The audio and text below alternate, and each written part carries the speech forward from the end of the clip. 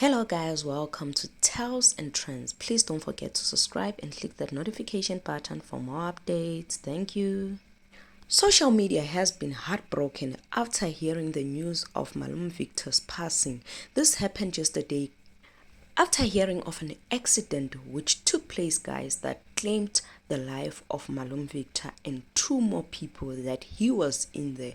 So guys, there were information about Ntate Stana's passing, that Ntate Stana was also involved in that car accident, but unfortunately guys, it has been said that Ntate Stana is alive and doing well. He also posted on his Facebook page saying that he is fine and paid his tributes. So guys, these are the people who were involved in the car accident which claimed Malome Victor's life.